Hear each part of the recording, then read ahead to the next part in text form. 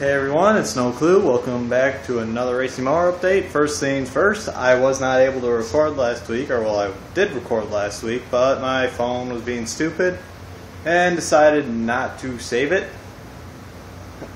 So yeah, I got that all worked out. It turns out my memory card got corrupted and just died. So I got a new memory card in it now, and hopefully I can record many more videos from it. Actually, hopefully not too many. I should be getting an actual camcorder soon, but right now the phone's doing its job. So anyways, that last week didn't miss that much. Welded the sprocket up, fixed the welder. Kind of fixed the welder. Right now it's kind of hillbilly fixed. I'm using the wire feed wheel from a different welder, but it seems to fit on there and it's not slipping, so I'm going to keep using it until I can actually track down the right part. So that's really all I did last week. But yeah, my sprocket, it's all welded up here. You can see I got a nice good bead on there. I turned the thing up to the highest setting I had, and I just listened to that metal melt together. So I mean, the beads look thin, but they go all the way through and some. So that sprocket's all good. So, and another thing I did, I didn't really show it on that video anyhow, is I got headlights for this thing. And oh, sun's glaring. Let's see, let's move the other side. Maybe this home glare is bad. And it's still glaring pretty bad. But you can see I got some headlights just from Walmart, little Halligans, but they have really low power draw, so I think they'll serve its purpose, because the plan is for me to have a lawnmower battery on here being trickle charged by solar cells that I wrap around this back fender. So, oh, stupid sun, stop glaring at my phone. But yeah, I got that. I'm starting to get that worked out. So we'll carry on with building the steering now for it. I got to take my lights off and all the wires out of the way so when I start welding I don't melt anything. And those brackets here just temporarily so I know where to line my steering up at. But yeah. And when I originally bought my bushing, it's not on here at the moment, it's actually over on my workbench. I bought my bushing, I figured I was going to do what Fearless did, buy a pipe nipple and just peen the edges over, but after I peened the edges over, you can see the kind of the cross pattern there. It still slides on and off without a problem, because this is a Japanese bushing, so it's using metric instead of standard. And you can see there's a lot of play in there. So went to Belson Steel, picked up some pipe that I actually have to force, and I already peened this edge over, but here's the other side. It just has some cut filings on it. You can see it fits in there a lot snugger than that pipe nipple. So I'm using this, and I was going to buy just a foot section of it because they only sell in 1 foot sections. But for them to cut this pipe down to 1 foot, and after buying the metal, it would have cost more to buy that foot than it would be to buy this 5 foot piece of scrap. So I picked the 5 foot scrap up, and maybe I'll make a wheelie bar out of this because this is some pretty thick walled steel. But I don't know. And so we're going to get that steering done, but first things first, I got to torch that hillbilly rack off the front of the quad runner that I destroyed in my 100 sub special. And I almost thought I wasn't going to get to break anything. But under closer inspection, I tore these lower welds up because I didn't weld this on. Somebody welded it on, and apparently they weren't too good at welding. So I cracked those, and I bent right here. You can see where all this paint's chipping off from the metal bending. So I did bend the bumper, but I really don't care. This four-wheeler's not worth much, and it's getting destroyed in another project anyhow. So whether or not that project soon is yet to be determined, because I got a lot of ideas floating around in my head. But until then, we're going to at least make this thing rideable so I could abuse it a little bit more before I can get my time out of it before we carry on with making this thing. So what I'm going to do, so I'm going to get this cutting torch fired up, and we're going to lop off that bumper without starting a fire, hopefully.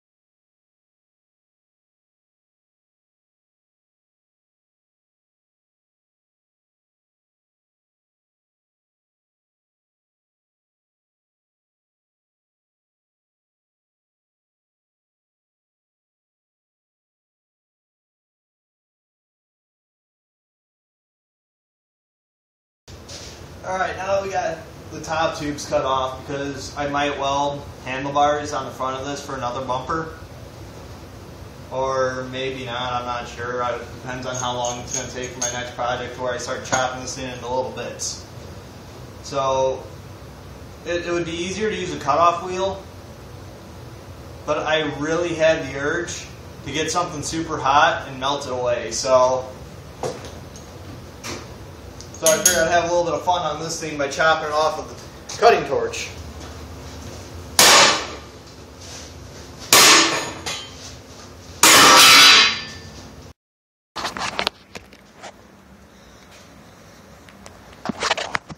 There we go, the rack's off. And just remember, kids, all work and no play makes Johnny a dull boy.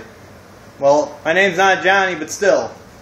You gotta have some fun every once in a while, and I think using a sledgehammer is pretty fun.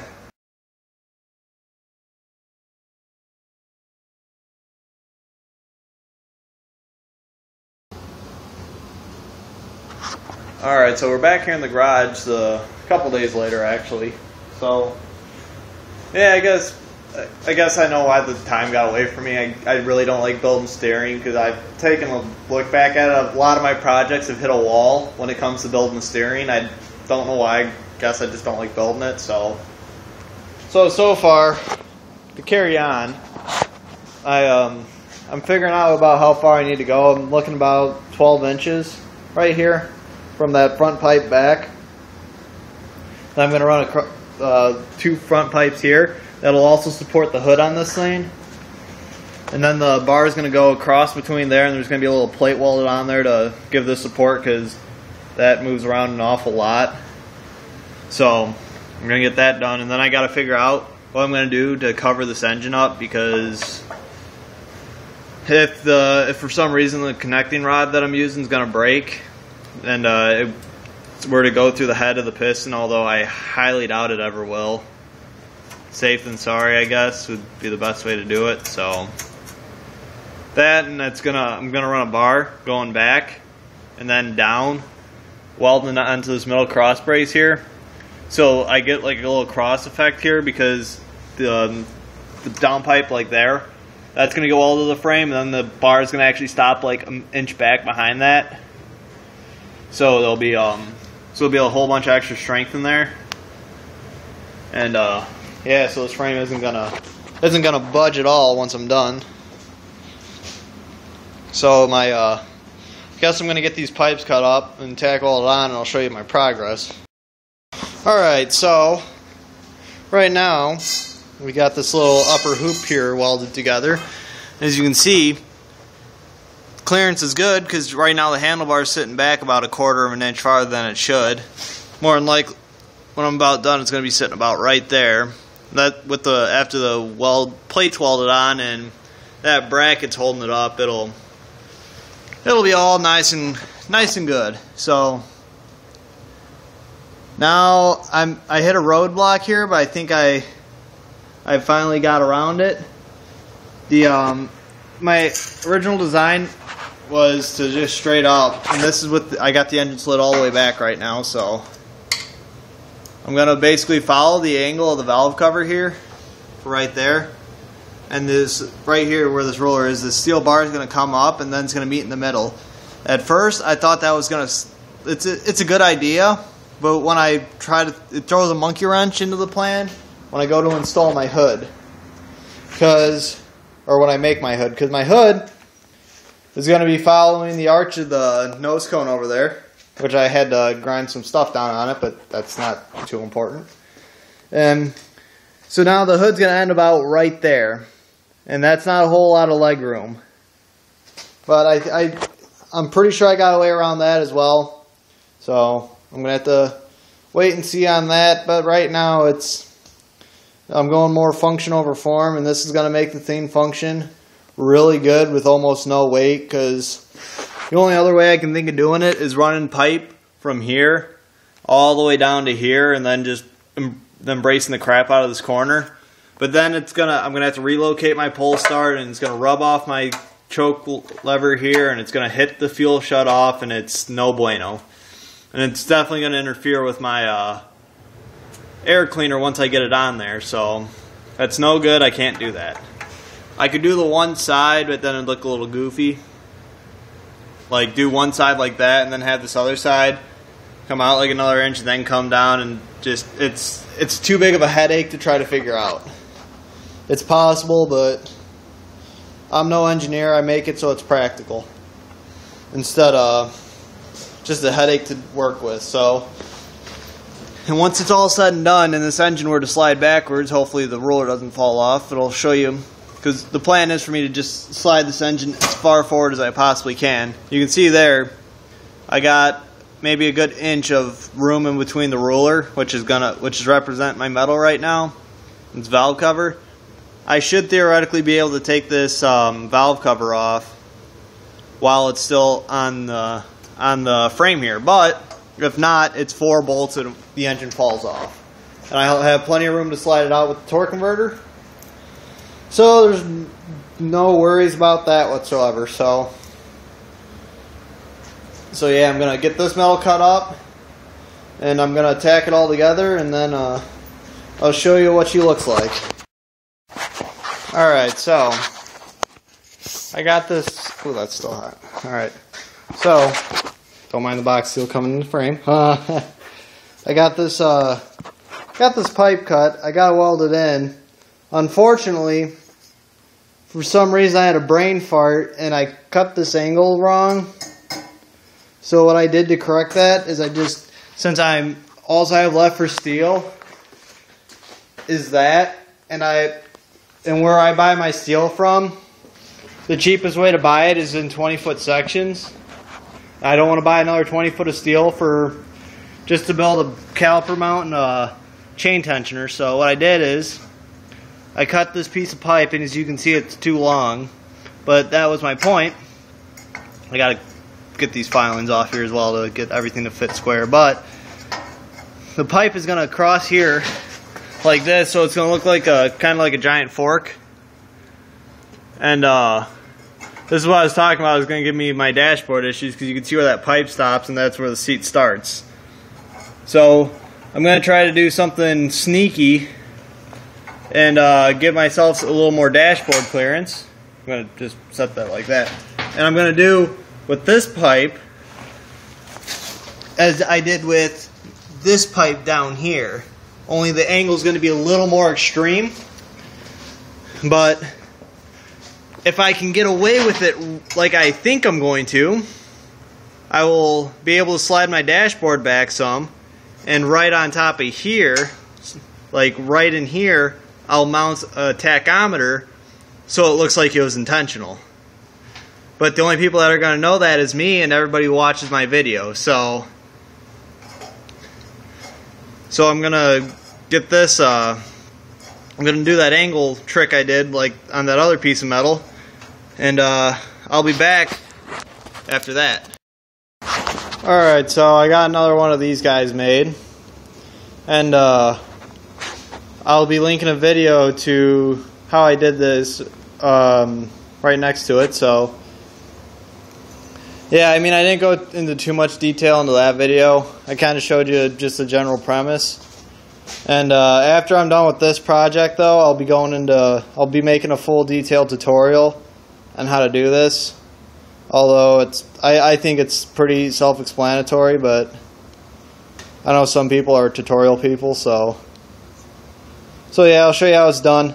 And this time I left this open box here, because what I did last time is I welded that shut right away. And then I had to kind of booger it up a little bit and have it stick out farther than I wanted to. So this time I'm going to try leaving this end open and then welding it on as such, and see how well that works out for me.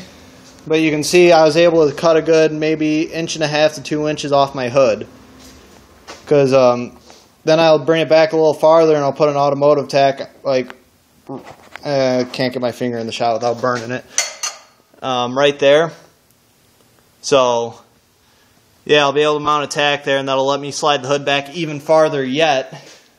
If not, or I could just build the hood in around that, and then have a bolt right there to hold the tack in. So I'm going to tack weld this in, and unfortunately I'm going to have to call it a episode. I mean, well, not an episode, but I'm going to have to call it because this video is going to be long as hell by the time I'm done with it. And because of me working on that four-wheeler in the beginning of this. So, I mean, all I got left to do is cut and weld a tab in right there and drill some holes. It's nothing too exciting. I'll show you when it's done on my next update, but if you guys haven't noticed, what I like to do during updates is tack weld everything in place to show you what it's going to look like. And then I weld it in the meantime, just in case I don't feel like recording that day or something. I have a couple extra minutes to sneak out here and work on this thing, so it gives me something to do without actually making any progress. So yeah, I'm going to get this welded up and I'll show you guys what it looks like when it's done. Alright, so I got everything just sitting together here, you know, loosely, just bolts barely holding on. And almost fell over. Alright, so you can see here the steering is actually sitting on the bar. It'll push forward a little bit like that. And the only reason I got so much play is because of that stupid pipe that I had to use, because that was the closest pipe I can get. And I'm not complaining, so the pipe works and I'm happy about it. Then here's the other thing that was originally going to be a clearance issue. Slide this motor back. And you can see I still have enough room to get my fingers in between there. And so yeah, that works pretty well. That's with it slid all the way back, sliding it all the way forward. I can get my hand through there, no problem. And I've sat on this thing, this bar. Doesn't feel like it encroaches on your space at all. Especially if you're a guy, that it looked like it encroached pretty close, but no, I think I got that taken care of as well. So, and all without having to modify anything that's already on there, because I hate having to do it to where I have to have like 30 different things held on by one bolt or something like that. So I was able to work my way around that, and it's coming along quite well. I'm happy with it. So that's gonna do it for this race mower update. And it was a little longer than usual because I felt the need to get out some pent up aggression towards that four-wheeler. So I decided to use that cutting torch and sledgehammer to beat that hillbilly rack off. So I figured I'd record that because that seemed like fun. So I'm saying so a lot. So haha, did it again. Now I'm gonna wrap this up because this thing's probably coming close to 15-20 minutes. So I don't know what it's gonna be when I'm done editing, but feels about that long to me. And I'll catch you guys on the next update.